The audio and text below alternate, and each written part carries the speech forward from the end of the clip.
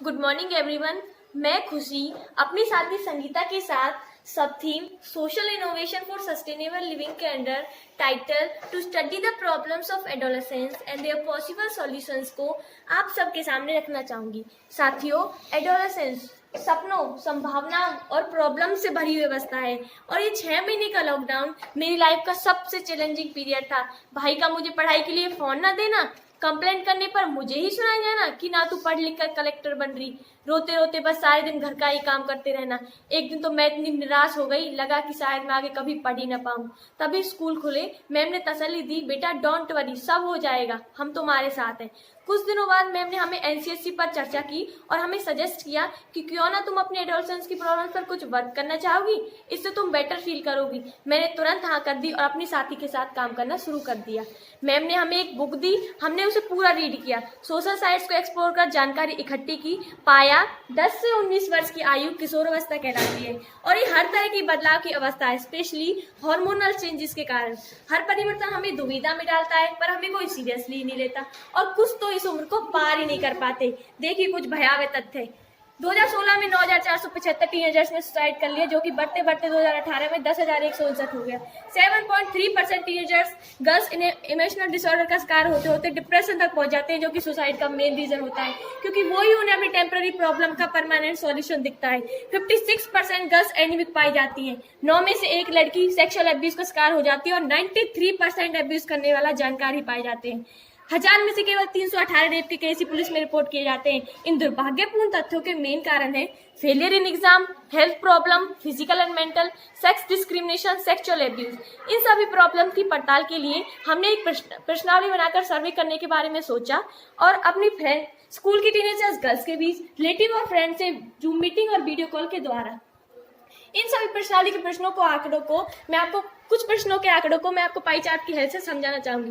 परीक्षा में आप कभी फेल हुई हो या नंबर कम आए हो तो पेरेंट्स कैसे रिएक्ट करते हैं? 25% ने कहा मारते या डांटते हैं, 70% ने कहा कुछ कहते नहीं पर बॉडी लैंग्वेज से बहुत कुछ कह जाते हैं, 5% ने कहा गले लगाकर हौसला बढ़ाते हैं। नेक्स्ट, क्या आप कमजोरी महसूस करते हैं? 30% ने कहा हाँ चक्कर आते रहते हैं, 56% ने कहा पीरियड्स के दौरान ज्यादा महसूस होती है, 14% ने कहा कोई कमजोरी महसूस नहीं होती। हमने कमजोरी महसूस करने वालों की ब्लड टेस्ट पास के सिविल हॉस्पिटल में उनके ब्लड टेस्ट कराए, ज्यादातर की रिपोर्ट एनीमिक पाई गई। नेक्स्ट, क्या आप पेरेंट्स आप में आपके भाई में भेदभाव करते हैं? 45% ने कहा हाँ एजुकेशन में, 20% ने कहा खाने पीने में, 30% ने कहा घर का काम कराने में और केवल 5% ने कहा कि किसी में भी नहीं करते। नेक्स्ट, क्या आपको कभी किसी ने बैड टच या बैड कमेंट करने की कोशिश की है? क्या वह आपका जानकार था या अजनबी? 3% ने कहा हाँ वो जानकार था पर मम्मी को नहीं बता पाई, 5% ने कहा हाँ वो जानकार था, मम्मी को बताया और उन्होंने कहा चुप रही हो, इसमें हमारी बदनामी है और उससे दूर रहे। 2% ने कहा अजनबी था, स्कूल आते जाते समय तंग करता था, बताना जरूरी नहीं समझा नहीं तो मेरी पढ़ाई रोक दी जाएगी।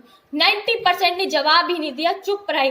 हमने सोचा समस्याएं हैं तो निदान भी होंगे। हमने एक्सपर्ट काउंसलर जैसे डॉक्टर आशीष खंडेलवाल, पूर्व मनोचिकित्सक, GV Pant hospital New Delhi, और doctor Ramjeet Yogacharya, state and national gold medallist, और अपने टीचर्स की राय लेकर सॉल्यूशंस निकालकर उन्हें 3 ग्रुप्स में बांटा। Number 1, home remedies. जब टीनेजर स्ट्रेस या एंजाइटी फील करे तो ये कर सकते हैं, योगा करके, स्पेशली मंडूकासन और गोमुख आसन करके, हाथ ऊंचा उठाकर सर पर ठंडा पानी डालकर, मेडिटेशन और एक्सरसाइज करके, डेली डायरी लिखकर, पेंटिंग करके, म्यूजिक सुनकर, अपने पसंद की बुक रीड कर हम अपने स्ट्रेस और एड्रेनलिन के लेवल को रिड्यूस कर सकते हैं, जो कि डिप्रेशन का मेन क्योर होता है। Suggestion for parents. इन्हें बताने से पहले मैं आपके सामने एक कड़वी सच्चाई रखना चाहूंगी। एक बच्चे की एबिलिटी को सोसाइटी सिर्फ एकेडमिक अचीवमेंट्स के बेसिस पर ही जज करती है। क्या ये न्यायपूर्ण है? इसको ऐसे समझिए जैसे एक जंगल के सभी जानवरों को पेड़ पर चढ़ने की कला से ही परखा जाए तो ऑब्वियसली बंदर ही जीतेगा, शेर तो पीछे ही रह जाएगा। तो कैसे नलायक है? नलायक। इसी सब का प्रयोग तो बड़े अक्सर करते हैं पढ़ाई में कमजोर बच्चों के लिए, जबकि उनको ये नहीं पता कि उस नलायक में भी शेर की तरह जंगल का राजा बनने की कला छुपी हो, पर कोई नहीं देख पाता, शायद देखना ही नहीं चाहता। तो मैं कुछ पॉइंट्स आपको बताना चाहूंगी। पेरेंट्स को अपने बच्चे का टैलेंट पहचान कर उसे उसी फील्ड में प्रोत्साहित करना चाहिए तो वो बच्चा अपना बेस्ट देगा। सोचिए अगर सचिन तेंदुलकर और लता मंगेशकर के पेरेंट्स भी अगर उन पर पढ़ाई का कोई प्रेशर डालते तो शायद वो आज क्लर्क भी न बन पाते। अपने बच्चों के साथ क्वालिटी टाइम स्पेंड करें। हमेशा लेक्चर देने की बजाय उनके साथ हंसी मजाक करें, गेम्स खेलें, उनके दोस्त बने। बच्चा आपसे ज्यादा जुड़ेगा। बच्चा लेक्चर से नहीं, देखकर ज्यादा सीखता है। अगर आप चाहते हैं कि आपका बच्चा एग्रेसिवली रिएक्ट ना करे, पौष्टिक आहार ले, व्यायाम करे, तो पहले आप ये सब खुद करें। आप अपने बच्चे का रोल मॉडल स्वयं बने। बच्चे पर और अपनी परवरिश पर भरोसा रखें। देखिए, जब हम एक बीज डालते हैं तो फल लगने में समय लगता है। उसी प्रकार आप भी अपने बच्चों में अच्छे संस्कार डालें। फल अच्छा ही लगेगा, किंतु अपने समय पर, इसलिए पेशेंस रखें।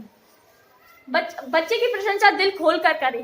उसकी छोटी सी अचीवमेंट या अच्छी बात पर उसकी पीठ थपथपाएं, कहें बेटा मुझे तुम पर गर्व है। ये सब जादू का काम करते हैं। बच्चा आपका मन से हो जाएगा। बच्चे की बुरी आदत छुड़ाने के लिए रिजिड या स्ट्रिक्ट रहें, पर एग्रेसिव हुए बिना। कंपैरिजन कभी ना करें कि देख फला का बच्चा इतने नंबर ले आया, नालायक तू भी कुछ कर ले या ऐसे ही जिंदगी खराब करेगा। इस तरह बच्चे को कभी कोसे नहीं। ये सब स्लो पॉइजन होते हैं। बच्चे के आत्मसम्मान को खत्म कर उनके अंदर हीन भावना भर देते हैं और एट लास्ट धीरे धीरे बच्चा डिप्रेस हो जाता है। वर्स्ट कंडीशन में वो सुसाइड तक भी पहुंच जाता है। किसी भी माँ बाप के लिए अपने बच्चे का मरा मुंह देखने से बड़ी त्रासदी और कुछ नहीं हो सकती, पर दुर्भाग्य से इस त्रासदी का कारण कई बार वो खुद होते हैं। इसीलिए और बच्चों और लोगों की अचीवमेंट्स बताएं, पर बिना कंपेरिजन के। अपने बच्चों में लिंग भेदभाव कदापि न करें। आप मानेंगे कि आपकी लड़की भी किसी से कम नहीं है। यकीन ना हो तो दंगल मूवी देख लेना। ऐसा करने से आपकी लड़की निडर भी बनेगी और अपने साथ होने वाले अब्यूज का मुंहतोड़ जवाब भी देगी और आपको जरूर हर घटना से अवगत कराएगी। अपने बच्चों को हार स्वीकार न सिखाएं। उसकी हर असफलता को आप एक बड़ी सफलता में बदल सकते हैं। अगर आप उसको असफलता पर कोसने की बजाय उसे गले लगाकर हौसला बढ़ाएं, कहें बेटा असफलता तो सफलता तक पहुंचने की सीढ़ी होती है। आप यकीन मानना, आपका बच्चा आपको वो करके दिखाएगा जिसके बारे में आपने कभी सोचा भी नहीं होगा। घर के इंपोर्टेंट डिसीजंस लेने में बच्चे की सुझाव लें। ऐसा करने से आपका बच्चा एक अच्छा डिसीजन मेकर बनेगा। उसको अपने भविष्य के निर्णय स्वयं लेने दे, उस पर अपनी सोच कदापि न थोपे। तो आप मानिए कि ये सारे सुझाव उनको एक बेहतर इंसान बनाने में महत्वपूर्ण भूमिका निभाएंगे। अब मैं अपने साथियों को कुछ सुझाव देना चाहूंगी। सबसे पहले हम ये मान लें कि पेरेंट्स हमारे सबसे बड़े शुभचिंतक होते हैं। ये स्ट्रिक्ट भी होते हैं तो हमारे भले के लिए। उनकी बात ध्यान से सुने। एक मत नहीं है तो गुस्सा करके उनका आदर करने का हमें कभी किसी ने नहीं दिया। अगर हमसे ये गलती हो भी जाए तो उनसे माफी मांगे और अपना नजरिया उन्हें प्यार से एग्जाम्पल देकर समझाए। अपने सपनों के साथ कभी समझौता ना करें। पेरेंट्स को प्यार से कन्विंस करने की कोशिश करें।